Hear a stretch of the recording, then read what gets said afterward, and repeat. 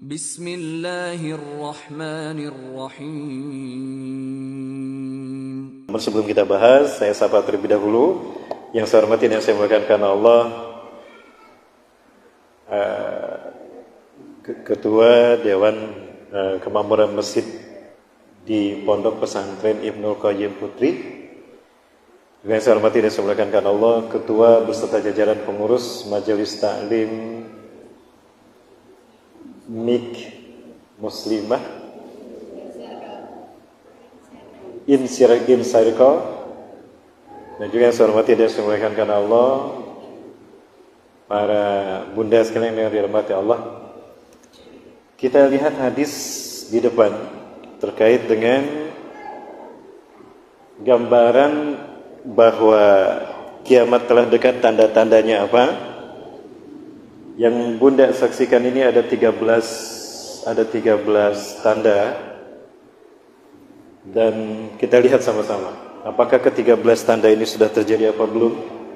Dari Abu Hurairah radhiyallahu anhu yang berkata, bersabda Rasulullah SAW, apabila kekuasaan dianggap sebagai keuntungan, sudah terjadi? Orang berlomba-lomba untuk berkuasa karena di balik kekuasaan ada keuntungan, maka berapapun modalnya dibayar. Betul tidak? Betapapun triliunan, betul? Sehingga ketika mereka terpilih menjabat menjadi penguasa dan pemimpin, apa yang dipikirkan? Yang dicari proyek. Salah satunya proyek di gunung untuk konsesi pertambangan, hutan dilabrak. Tujuannya apa? Agar modal balik lagi. Maka baru menjabat, modal dicari, usaha dicari, ditangkap sama KPK, OTT. Karena cari modal supaya kembali. Itulah yang terjadi. Ya, amanat dianggap sebagai peminah dalam pasar perang. Betul, karena di balik amanah ada banyak keuntungan dunia. Maka proyek di mana-mana dibagi-bagi itu sama penguasa. Masya Allah. Kemudian membayar zakat dianggap merugikan. Orang takut tidak membayar pajak daripada tidak membayar zakat. Hari ini manusia berpikir kalau mereka tidak membayar pajak, aset bisnis mereka dirampas sama pemerintah. Mereka tidak berpikir kalau mereka tidak bayar zakat, aset hidup mereka diambil sama Allah. Sudah terjadi belum? Masya Allah. Kemudian belajar bukan karena agama tapi untuk tujuan duniawi semata. Sudah terjadi? Sudah. Suami tunduk pada istri? Suami takut istri? Sudah terjadi? Oh, di sini? Oh, enggak di sini. Enggak, bukan di sini. Di sini enggak. Enggak jauh beda. Ya. Durhaka anak terhadap ibu. Udah banyak terjadi. Mentaati kawan lebih yang menyimpang dari kebenaran. Kawan lebih ditaati ketimbang orang tua. Orang tua terlalu banyak nasihat, akhirnya dibenci. Ayah dibenci, ibu dibenci. Sudah terjadi? Bersuara keras menjerit-jerit di masjid sebelum azan, pakai speaker, terdengar kan? Udah terjadi?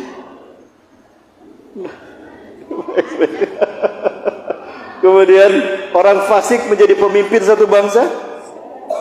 Sudah terjadi? Di mana? Di sini. Berarti di sini kiamat duluan. Udah terjadi belum? Kemudian pemimpin diangkat dari golongan orang yang rendah akhlaknya. Sudah. Orang dihormati karena takut kejahatannya, dihormati supaya dia tidak berbuat jahat sama kita. Sudah terjadi? Masya Allah. Para biduan dan musik hiburan berbau maksiat banyak digemari di mana-mana. Minuman keras atau narkotika semakin meluas. Umat akhir zaman ini sewenang-wenang mengutuk generasi para sahabat. Para sahabat dicaci maki. Ada videonya di saya. Merinding saya. Ya. Merinding saya. Mau lihat? Benar. Mau apa mau? Orang-orang di akhir zaman mencaci maki generasi pertama dari kaum muslimin. Mereka mencaci maki para sahabat. Ada ustaz? Ada. Benar ustaz? Kalau nggak benar saya nggak akan ngomong. Coba lihat ustaz. Ya tunggu dicari dulu. Bunda, ini saya perhatikan pada bunda. Merinding saya jamaah ibadah. Merinding sekali. Masya Allah. Allahu Akbar. Kita lihat sama-sama. Jangan kemana-mana. Tetap bersama saya. Salam satu ini.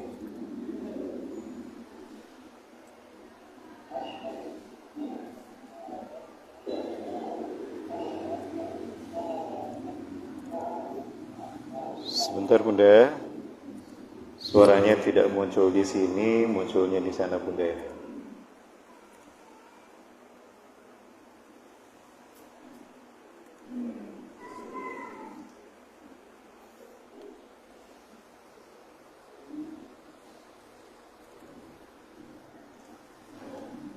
أشهد أن أبا بكر وحفص عادة. Ini adalah Yasir Al-Habib. Ini adalah petinggi Syiah di Iran, kalau tidak salah setelah Yasir Khomeini meninggal dunia. Dia sering ke Indonesia. Dan ini adalah Idris Al-Maghribi dari Maroko, masuk agama Syiah. Ingat, Syiah bukan Islam. Itu sahabat mereka. Dan mereka pernah membaca ini di depan saya. Di depan saya, Bu. Saya pernah berhadapan debat dengan mereka. Dan saya tegaskan ini tahun 2007. Demi Allah, apa yang Anda katakan bukan dari Islam. Marah ustaznya.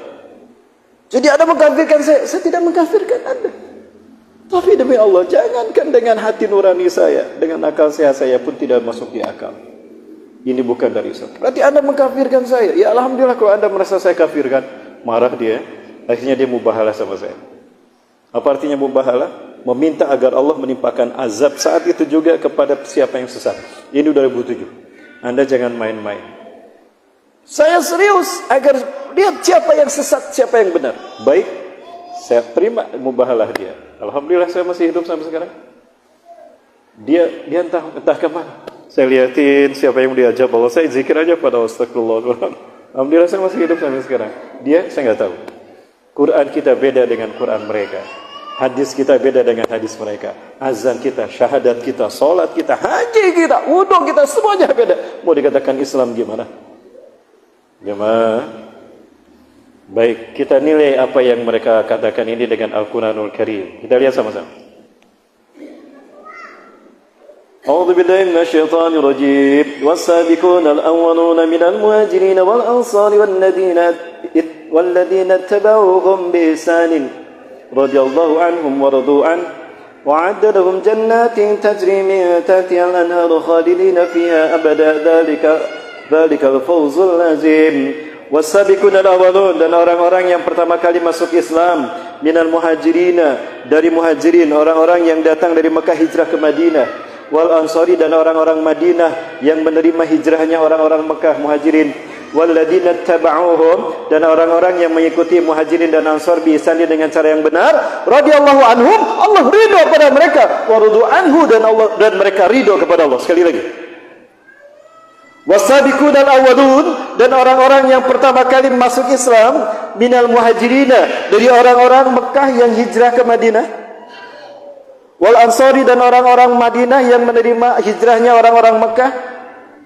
walladzina tabauhum dan orang-orang yang mengikuti muhajirin dan ansar bi ihsan dengan cara yang benar, radhiyallahu anhum, Allah ridha pada mereka, muhajirin ansar dan yang mengikuti mereka, wa radu anhu dan mereka ridha pada Allah. Ya.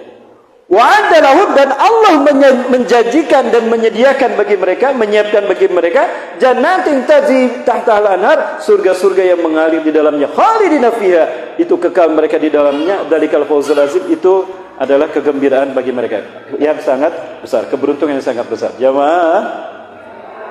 Jadi siapa mereka? Sabiqunal awalun itu muhajirin, ansar, orang-orang yang mengikuti mereka. Kata Allah, Allah ridho pada mereka, mereka ridho pada Allah, dan Allah janjikan mereka surga. Yakin ayat ini benar? Ada yang salah tidak dengan ayat ini? Tidak ada. Pertanyaan saya, Abu Bakar As-Siddiq radhiyallahu anhu termasuk tidak dalam ayat ini? Termasuk. Umar bin Khattab termasuk tidak? Utsman bin Affan termasuk tidak? Hafsah masuk tidak? Aisyah masuk tidak? Masuk. Kata Allah mereka masuk surga, tapi kata orang-orang Syiah ini masuk neraka. Jadi surga dan neraka punya Allah apa punya mereka? Masuk di akal tidak akidah mereka? Demi Allah, Rasulullah mengatakan, demi Allah, apabila manusia akhir zaman melaknat mengutuk generasi pertama dari kaum muslimin, apa yang akan terjadi? Kata Rasulullah SAW. Demi Allah, ini faktanya dan ada di depan saya. Saya sengaja bawa Quran oleh-oleh dari Lebanon, Beirut. Dulu saya belajar di Palestina. mulazamah saja. Saya bawa oleh-oleh dari Beirut, Lebanon, kitab Tafsir Mufradatil Quran wal Bayan karya Dr. Hasan Sadikin, ya hafizahullah. Kemudian saya bawa hadis oleh-oleh dari Yaman, hadis Ibnu Hajar Al-Asqalani. Apa yang terjadi ketika kami debat, Ustaz biar diskusi kita aman, ini Qurannya, bisa lihat ini hadisnya. Apa kata Ustaz ini? Maaf Ustaz, Quran kita beda, hadis kita beda. Mau ngaku Islam gimana? Ya, tapi itu terjadi. Apa kemudian Ustaz yang terjadi? Rasul mengatakan, apabila 13 orang ini muncul, 13 tanda ini muncul, maka hendaklah mereka waspada. Karena pada saat itu akan terjadi hawa panas, gempa, longsor dan kemusnahan di mana-mana. Diikuti oleh tanda-tanda kiamat yang lain seperti untaian permata yang berjatuhan karena terputus talinya. Begitu tak terputus, yang satu bulir jatuh pertama kali, yang lain jatuh mengiringinya dalam waktu yang cepat. Allahu Akbar. Jemaah, jangankan tanda-tandanya, bencananya pun sudah terjadi. Dan ini masih terjadi menimpa saudara-saudara kita. Nah Ustaz, bagaimana, apakah bencana ini azab? Apakah betul ini kasih sayang Allah? Lalu bagaimana yang korban itu adalah kaum muslimin? Kita lihat, Hadatsani Sahl bin Sa'din telah bercerita kepadaku, kata siapa? Kata Abu Hazim, anna Rasulullah SAW yaqul, Sahal bin Sa'ad bercerita, Rasulullah SAW bersabda, bersabda, sayakunu fi akhir zaman, akan terjadi di akhir zaman khasfun, orang ditelan oleh bumi. Tadi sudah terlihat ya? Ditelan oleh bumi, manusia, rumah apapun, oleh black hole, oleh sinkhole, ya. Wa qasfun, dan juga manusia dilempari dengan batu. Ya, ada hujan batu, longsor apapun. Sudah terjadi kan? Tadi sudah dilihat. Dan juga wa maskhun, dan juga manusia dirubah bentuknya, dikutuk Allah menjadi binatang. Ya. Wa mata dzalik ya Rasulullah? Kapan 3 hal itu terjadi? Kapan terjadinya orang ditelan bumi? Kapan terjadinya orang dilempari batu, longsor dan sebagainya? Kapan terjadinya manusia berubah bentuknya? Idza zaharatil ma'azifu, kata Rasulullah SAW, apabila konser-konser musik sudah merebak di mana-mana, wal khainat, dan datang munculnya para biduanita yang menjadi tuntunan, sementara pengajian menjadi tontonan. Ya. Kenapa saya katakan pengajian menjadi tontonan? Karena bukan agama yang disampaikan, tapi senda gurau dan juga cemoohan terhadap agama. Nauzubillahi min dzalik. Wastuhilatil khamru, dan apabila khamar merebak di mana-mana. Sekarang sudah terjadi di depan kita, dan buktinya sudah saya perlihatkan tadi. Nah Ustaz, apakah ini semua merupakan takdir Allah? Kata siapa? Jangan salah kita memahami takdir dan qada. Ya, di dalam rukun iman. Rukun iman ada berapa? Bunda ada 6. Di Jogja ada 6. Sama dengan di Bandung. Karena orang yang tadi syahadatnya beda, rukun imannya enggak 6. Ada yang 9, ada yang 7. Kalau kita 6 kan? Rukun iman yang ke-6 apa? Iman kepada qada dan qadar. Sekarang kita pahami apa itu qada dan apa bedanya dengan qadar. Baik, kita lihat dulu yang satu ini. Di dalam Sahih Muslim Syarah An-Nawawi rahimahullah, hadis dalam Kitabul Iman, saya temukan hadis seperti ini. Idza kana ibnu Adam fi batni ummih 4 ashhur asrallahu lahu malakan. Apabila seorang anak cucu Adam ada dalam perut ibunya setelah berusia 4 bulan kandungan, 4 bulan kehamilan, atau berapa? 125 hari. 125 hari sama dengan 4 bulan. Apabila seorang anak cucu Adam ada dalam perut rahim ibunya 4 bulan, arsalallahu lahu malakan, Allah mengutus untuknya seorang malaikat, satu malaikat. Malaikat ini membawa buku catatan takdir, di mana di dalam sampul buku catatan takdir itu tertulis nama kita, Fulan bin Fulan. Ya. Maka berkatalah malaikat pencatat takdir itu kepada Allah, ya Rabb, adzakarun aw unsa, ya Allah, si Fulan ini laki-laki apa perempuan? Oh, berarti seseorang dibedakan laki perempuan ketika usia 4 bulan. Terjadi diferensiasi gender, diferensiasi jenis kelamin. Kata Allah, uktub hakada, tuliskan demikian. Kalau kata Allah laki-laki, ditulis laki-laki. Kalau kata Allah perempuan, ditulis perempuan. Dan harus kita catat, malaikat ini gak pernah salah dengar. Kata Allah laki-laki, dia salah dengar, dia tulis perempuan, jadilah bencong. Oh berarti Ustaz bencong malaikat salah dengar gara-gara itu? Enggak. Itu gara-gara kita orang tuanya. Kenapa terjadi LGBT? Itu dosa kita orang tua kita. Betul Ustaz, nanti saya bahas khusus tentang bagaimana mendidik anak dalam Islam.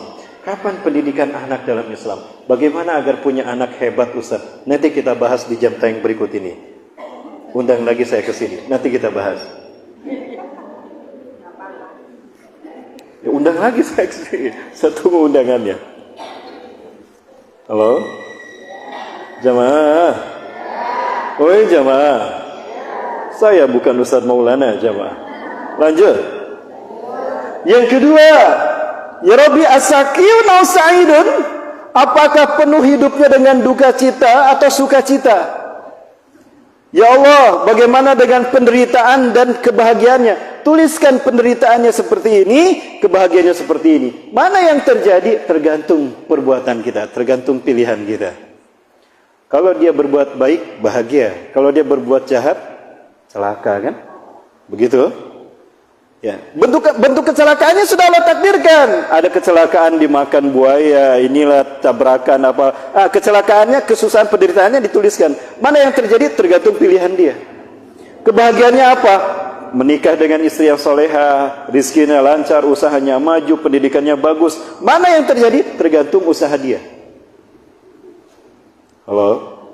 Ini masih umum, belum saya bedakan takdir dengan qada. Tapi ini catatan takdir yang dicatat 50.000 tahun sebelum langit dan bumi diciptakan. Ingat, ini sudah dicatat 50.000 tahun sebelum sebelum diciptakan langit bumi. Kemudian dicantumkan di dalam buku kita ketika kita 4 bulan di dalam kandungan ibu kita. Yang ketiga, wa kaifa birizqihi ya Rabb? Bagaimana dengan rizkinya ya Allah? Rizki dulu saya memahami dalam bentuk nominal angka. Untuk saya, Rahmat Baikuni, rizkinya 5 triliun dolar seumur hidup. Sedikitnya 5.000 triliun dolar atau ya. Dulu saya memahami rizki kita dalam bentuk nominal angka. Ternyata salah bunda. Rizki itu dalam bentuk peluang. Untuk orang seperti saya, IQ saya sepersekian, emotional quotient saya seperti itu, intelligence quotient seperti itu, kemudian spiritual quotient saya seperti itu. Cukuplah kata Allah, peluangnya 5 saja. Dengan 5 peluang ini dia bisa mendapatkan semua kenikmatan dunia dan akhirat tanpa terbatas. Berapa peluang yang kita dapatkan? Berbanding lurus dengan kesungguhan kita. Pak, Bapak sudah tua tapi masih kuat ngebeca. Usia Bapak berapa? 61 tahun. Wih, Bapak masih kuat ngebeca. Iya Pak. Ya Den, Bapak sudah 40 tahun. 40 tahun ngebeca. Kok Bapak nggak naik pangkat? Udah takdir Bapak jadi tukang beca. Kata siapa? Kok takdir disalahkan?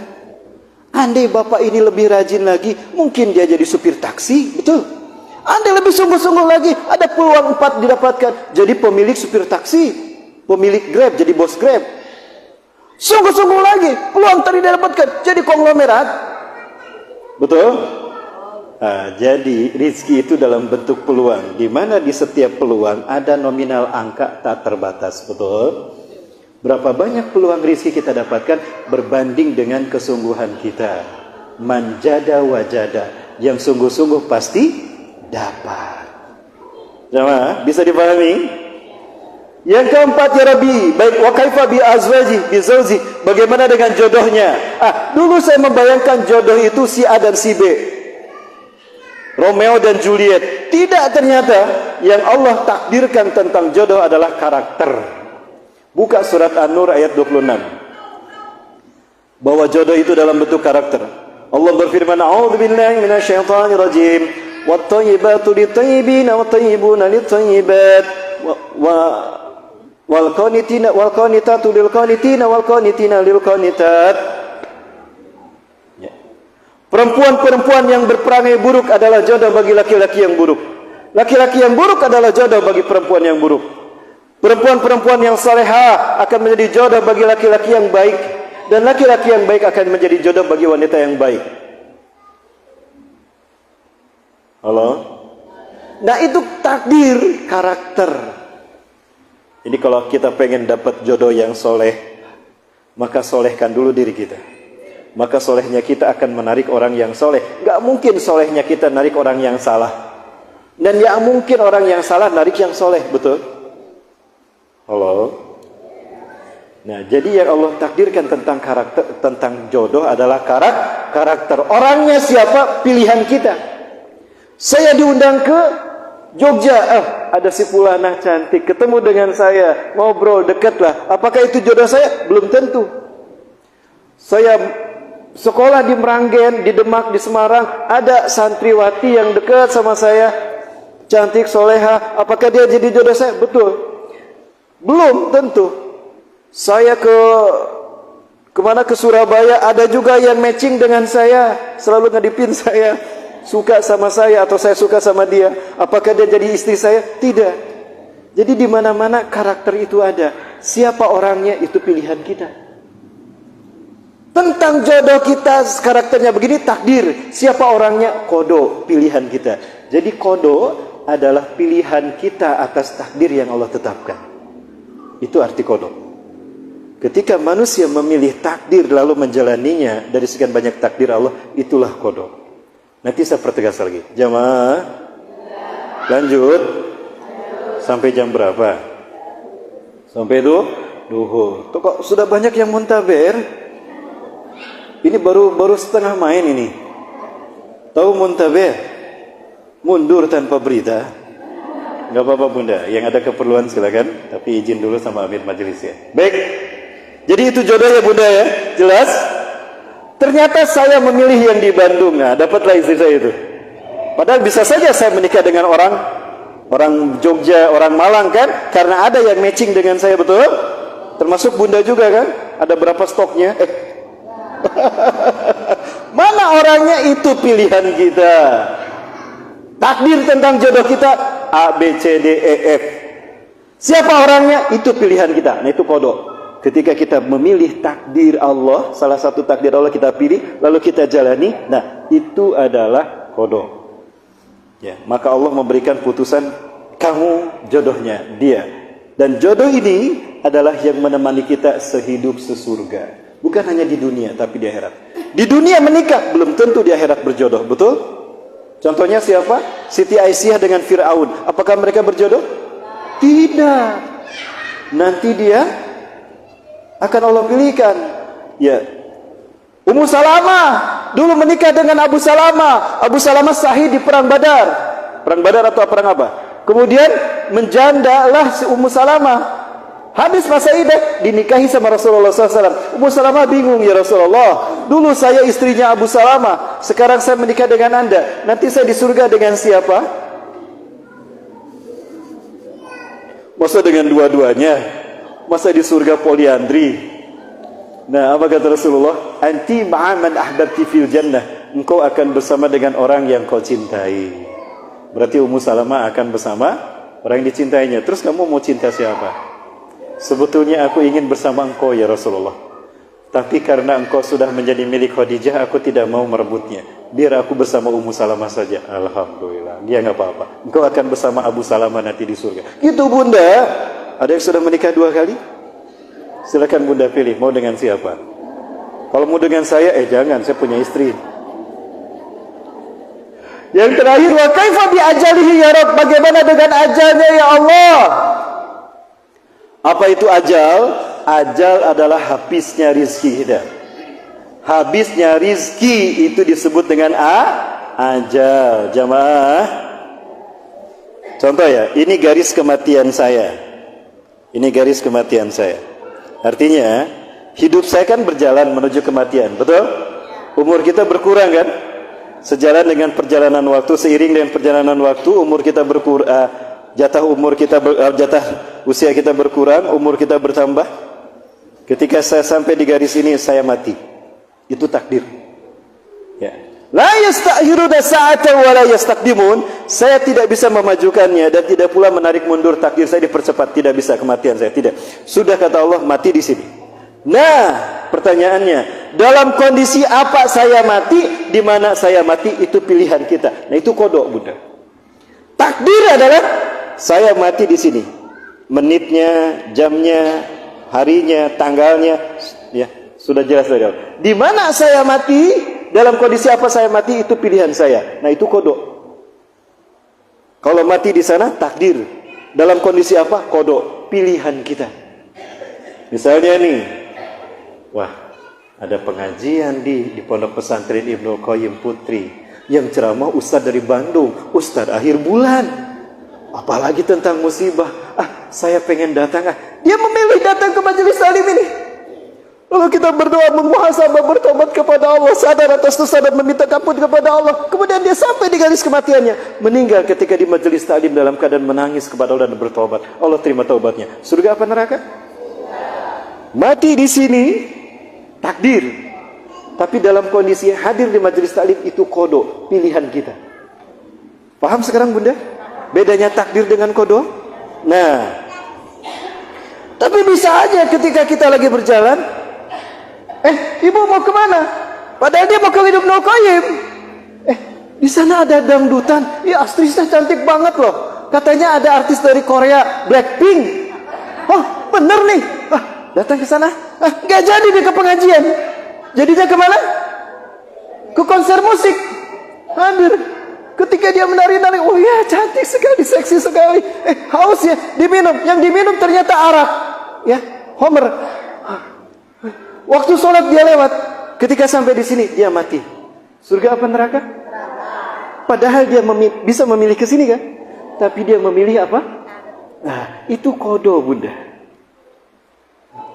Lalu apa itu ajal? Ajal adalah habisnya rizki kita. Selama kita masih ada rizki, kita tidak akan mati. Betapapun kita sakit parah. Sakit parah, sudah tua, bukan ukuran mati. Kalau rizki masih ada, gak akan mati. Ada orang masih kecil, rizkinya habis, segitu, mati. Ada orang sehat, baru saja ngobrol dengan saya. Padahal dia sehat, mati. Ya karena habis rizkinya. Jadi rizki itu kuota. Kuota usia itu rizki, ajal. Ya, kuota rizki itu ajal. Selama masih ada rizki, kita tidak akan mati. Ada orang yang dia gak mati-mati, bingung nih kok rizkinya gak habis-habis. Malaikat itu dikasih tahu sama Jibril, itu namanya rizki. Oh, Bang Rizki namanya. Pantesan gak habis-habis rizkinya. Jemaah. Nah, ketika semua ini sudah jelas dicatat oleh Allah untuk kita, maka ditutuplah buku catatan takdir ini, tidak akan berubah sampai kita mati. Baik, jemaah, selesai. Nah, itu perbedaan antara takdir dengan qada. Jadi apa itu takdir? Takdir adalah ketetapan yang Allah tetap putuskan dan Allah tuliskan untuk semua makhluknya. Ya, ketetapan yang Allah putuskan dan Allah tuliskan di Lauhil Mahfuz untuk semua makhluknya, baik itu kebaikan ataupun keburukan, baik berupa kebaikan ataupun keburukan. Sudah? Yang dicatat 50.000 tahun. Yang dicatat 50.000 tahun sebelum langit dan bumi diciptakan. Sebelum langit dan bumi diciptakan. Koma. Coba dibaca, Bunda. Takdir adalah ketetapan yang Allah putuskan dan Allah tuliskan di Lauhil Mahfuz. Di Lauhil Mahfuz, baik itu berupa kebaikan ataupun keburukan, 50.000 tahun sebelum langit dan bumi diciptakan, tidak akan berubah sampai hari kiamat. Titik. Tidak akan berubah sampai hari kiamat. Itu apa tadi? Takdir. Sekarang qada. Apa itu qada? Qada adalah keputusan yang Allah tetapkan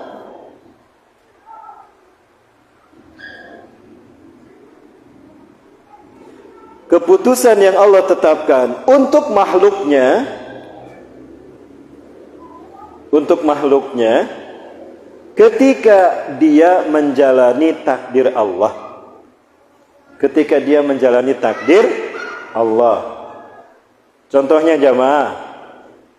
Sudah qada? Apa itu qada?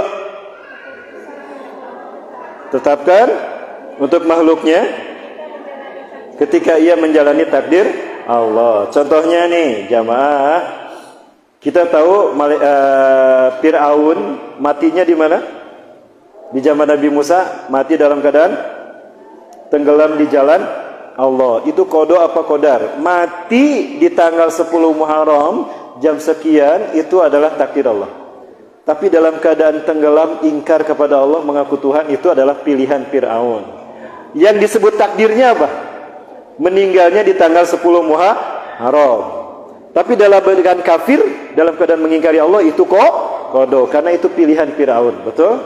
Bisa aja kan dia memilih taat, takwa pada Allah, beriman pada Allah dan Nabi Musa. Betul? Baik jamaah rahmatan subhanahu wa ta'ala. Nah sekarang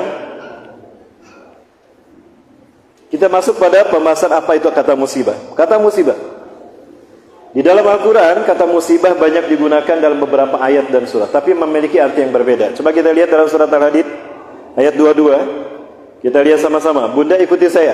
Ikuti saya. A'udzubillahi minasyaitonirrajim. Bismillahirrahmanirrahim. Ma asaba, tidaklah menimpa, min musibatin, satu musibah pun, fil ardi, baik itu di muka bumi, wala fi anfusikum, dan tidak pula pada diri kalian sendiri, illa fi kitabin, melainkan telah tercatat di dalam Lauhul Mahfuz, min qabli, sebelum, an nabraha, kami menciptakan bumi dan jiwa mereka. Inna dzalika, sesungguhnya yang demikian itu,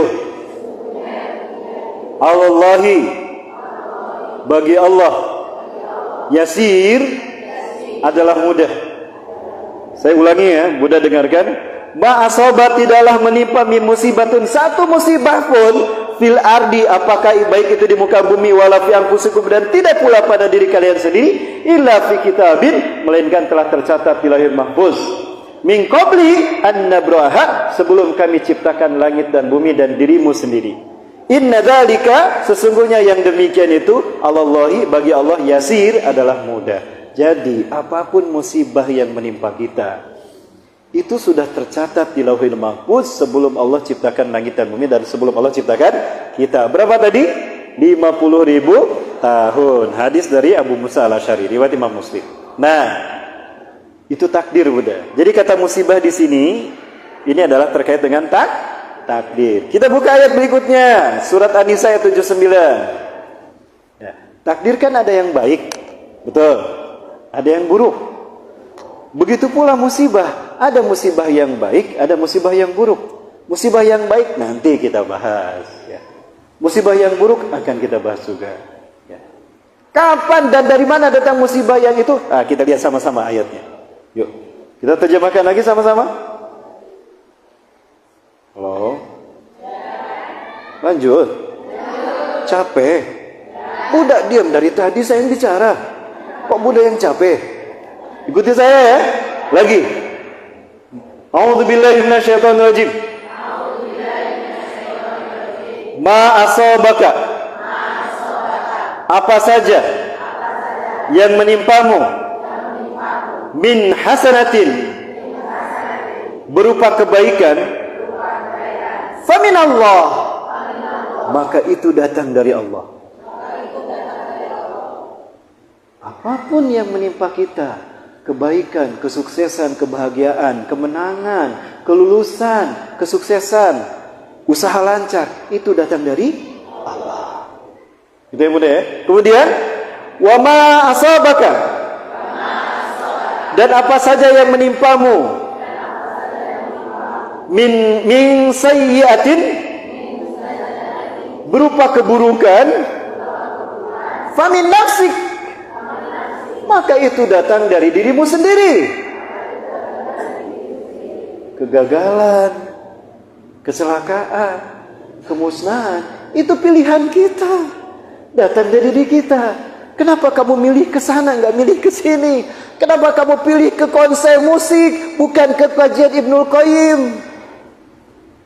Bukan ke majelis taklim? Mik muslimah in circle. Circle apa circle? Circle. Circle apa circle? Circle, bukan circle. Oh, circle. Bicycle.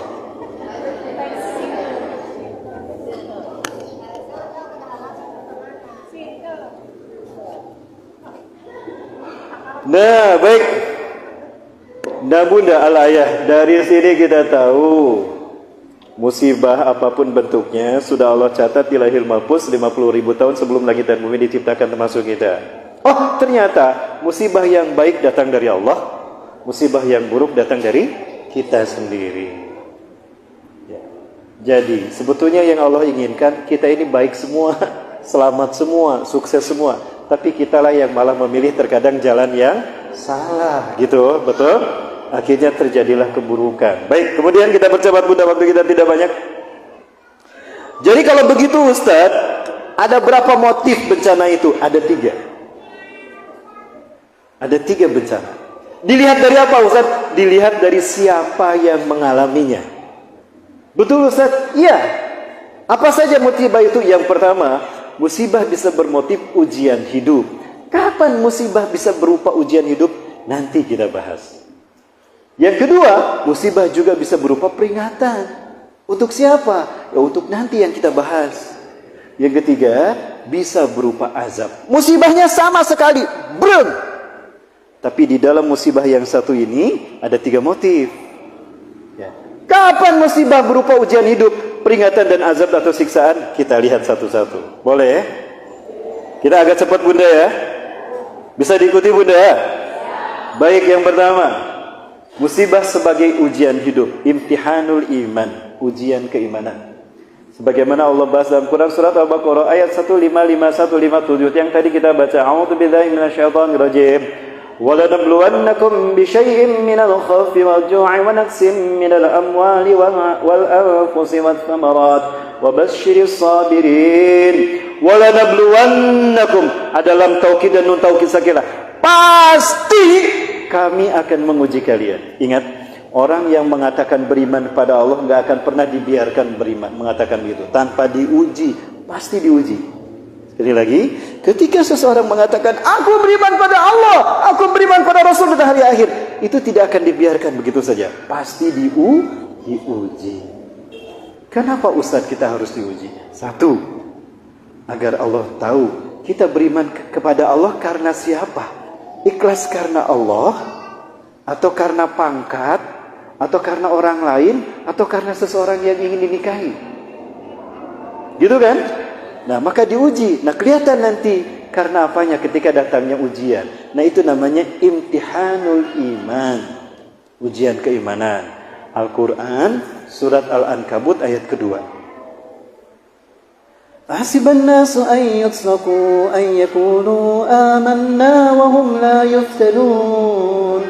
Apakah manusia mengira mereka akan dibiarkan mengatakan kami beriman tanpa diuji? Pasti akan kami uji. Nah, di sini pun sama. Waladabluwannakum, maka sungguh kami akan menguji kalian bisyai'in, dengan sesuatu. Minal khaufi, berupa satu, rasa takut. Nah, ini ujian yang akan kita hadapi. Rasa takut baik apa buruk? Ini takdir. Allah akan ciptakan rasa takut untuk menguji kita. Yang kedua, wal ju'i, lapar. Kemudian wanaksin minal amwal, kekurangan harta, wal anfus, cacat fisik, kekurangan mental, idiot dan gila atau sebagainya, ya. Wassamarat, dan kekurangan harta kekayaan. Kekurangan buah-buahan maksudnya kekurangan harta kekayaan, ya. Kekurangan buah-buahan, kekurangan makanan maksud saya, kekurangan makanan, ya.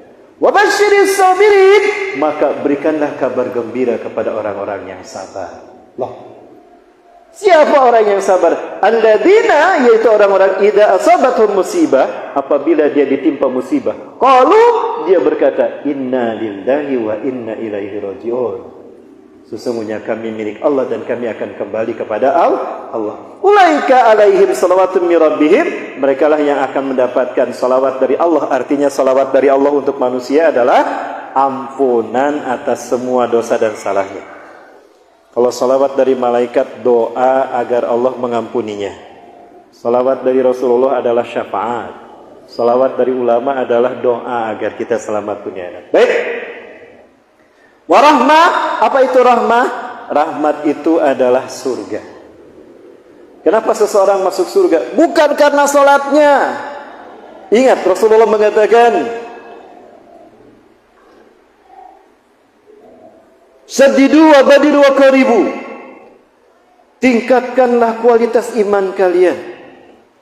Dekatkanlah diri kalian kepada Allah. Ya. Wa qaribu, dan dekatkanlah diri kalian kepada Allah. Segeralah penuhi panggilan Allah. Tingkatkan kualitas amal kalian kepada Allah.